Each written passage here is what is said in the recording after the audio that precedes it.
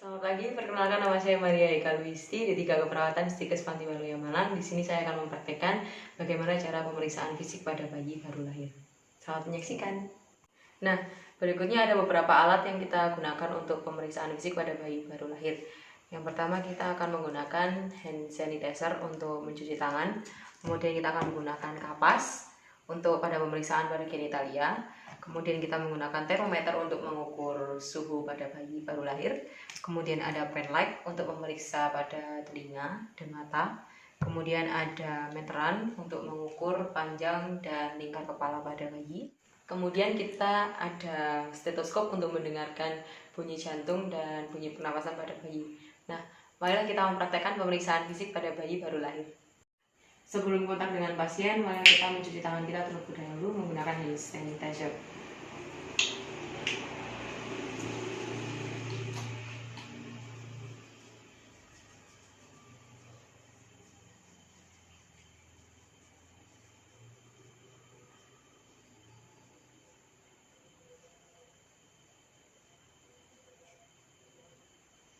Setelah mencuci tangan, sebelum kontak dengan bayi baru lahir, kita harus menggunakan hinsun. Sebelumnya saya mohon maaf, saya tidak menggunakan hinsun karena keterbatasan alat.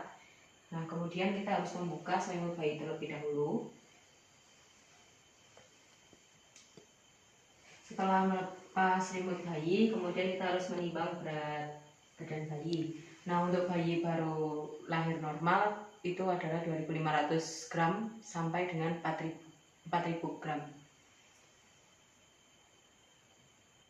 Setelah kita menimbang berat badan bayi baru lahir, kita kemudian harus mengukur panjang bayi baru lahir menggunakan meteran dari ujung kepala sampai pada ujung kaki, terhitung 32 cm.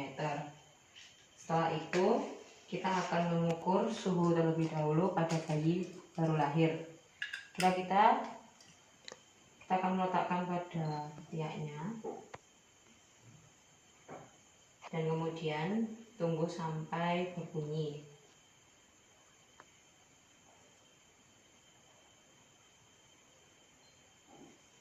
Setelah mendapatkan hasil, kemudian kita akan mengukur kepala bayi.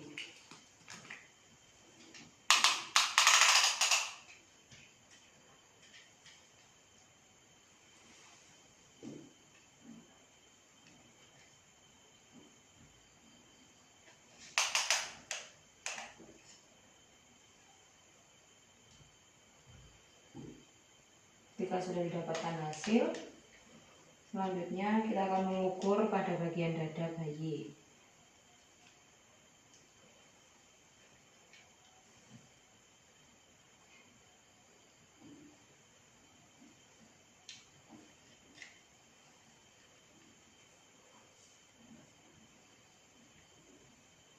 Setelah selesai, selanjutnya kita akan melakukan pemeriksaan pada kepala.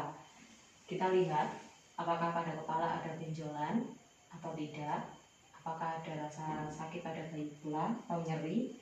Kemudian kita akan memeriksa pada bagian leher, apakah ada pembesaran pada kelenjar tiroid maupun vena jugularisnya.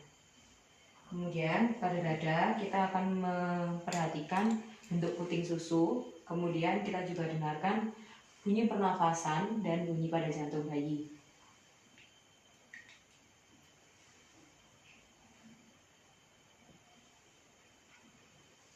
Saat penghitung pernafasan pada bayi ada 40 sampai 60 kali per menit. Kemudian untuk menghitung detak jantung pada bayi, normalnya adalah 120 sampai 160 kali per menit.